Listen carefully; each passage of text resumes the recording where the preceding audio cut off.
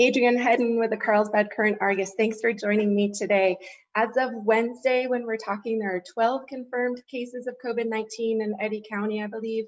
Who is the virus affecting down in the southeastern part of the state? It seems like it's mostly been kind of the story of the whole thing. It's been senior citizens, people that are older. I think we have had some younger people, but most of our cases have been older people. The energy industry is clearly the dominant force down in that part of the state. Can you talk a little bit about how the rig count has gone down and what impacts that's had on the energy industry, but also hotels and the service industry around Carlsbad?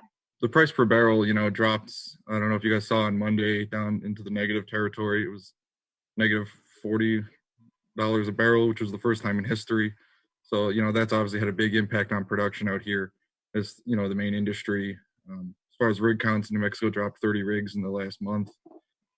So we've seen Carlsbad, and I think probably in other Permian Basin cities, have really got less crowded, a lot less people, a lot less cars on the road, trucks. As far as hotels, I was talking to some hotels, and they're at 25% occupancy. So there's a lot less workers in town, and the local economy has really suffered. I wondered about that. Are there workers in the area, or have they moved back home or moved back on to other places, or how does that work for the workforce down there?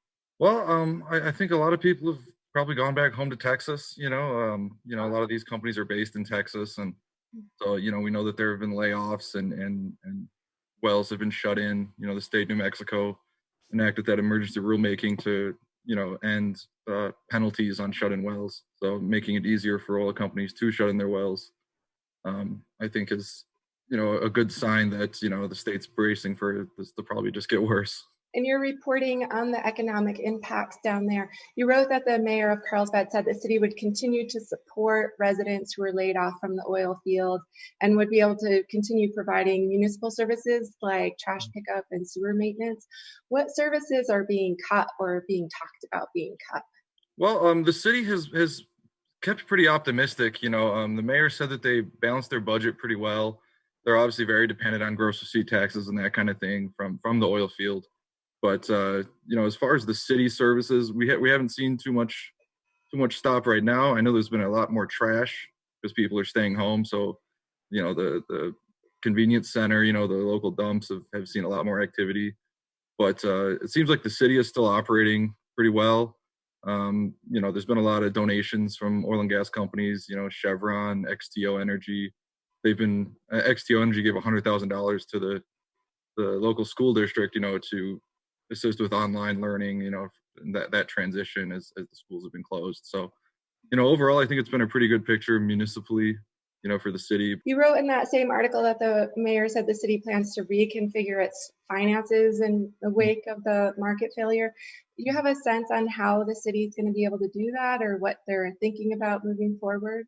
Well, it's pretty similar with what's going on at the state level. They're having to really look back and kind of almost reconfigure their budgets, because a lot of the spending that was planned for was based on where oil was 6 months ago, which was pretty record, really high rig counts, that kind of thing.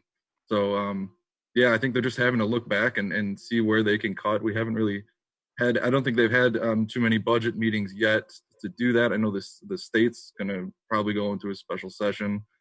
I would imagine similar things would come at the city and county level too. We talked a little bit about the workforce, but I was wondering, are there workers who go back and forth between Texas and New Mexico? Texas has sort of less stringent public health orders than New Mexico does.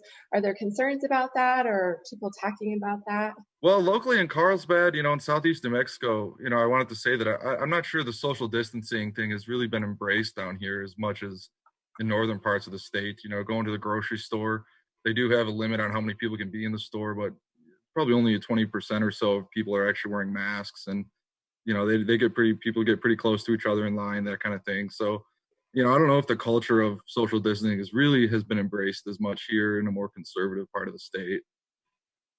Yeah, I've been surprised here in Albuquerque. People seem to be social distancing, but masks don't really seem to be prevalent here yet either. Are people wearing masks down there? Yeah, some people are. There's been efforts locally by companies. Nuclear Waste Partnership, which operates the waste isolation pilot plant, has got their workers all volunteering to make masks that have been shipped out to senior centers and places like that. And you do see people wearing them in public, but in other states, I think California, places like that, I think people are doing it a lot more than you see here. And I think it was last week, the Carlsbad Current Argus ran an open letter to the governor from area legislators, state legislators down there, urging the governor to loosen restrictions. And they wrote that the disease has largely been absent in the east and southeastern portions of the state, and that the only consequences of the pandemic in our area, they wrote, has been self-inflicted. Do you feel, is that a common sentiment that you're hearing down in that part of the state? Well, yeah, we've had local businesses closing down. All of our restaurants are closed. Some of them are doing takeout and that kind of thing. But yeah, I think people are pretty concerned about the economic impact as far as the disease not being here as much. I mean, I think that comes down to testing. It seems like the more testing occurs, the more cases you have. We've got testing at the Carlsbad Medical Center, Artesia General Hospital, and two other Department of Health facilities here in town. But yeah, like you said, there's only been 12 positives so far. I think that was 4 in Artesia and 8 in Carlsbad. So, I think the more testing, probably the more cases they're going to find. And you'd think there'd be, some more urgency down here, being that we were the first county to have a death from the case, or from the disease, I mean. So in addition to the energy issues that we talked about, are there particular challenges or concerns down in the southeastern part of the state that are unique to that region, or that you think people are talking about or thinking about in particular? Well, I think most of what we covered already, I think the oil and gas industry has been a big concern. A lot of, like I said, shut-in wells, people are out of work. That's, I think, the big thing. It's an economic story more than anything. Right. Well, Adrian, thank you so much for all your great reporting, and be safe, and thanks for coming on the show. No problem.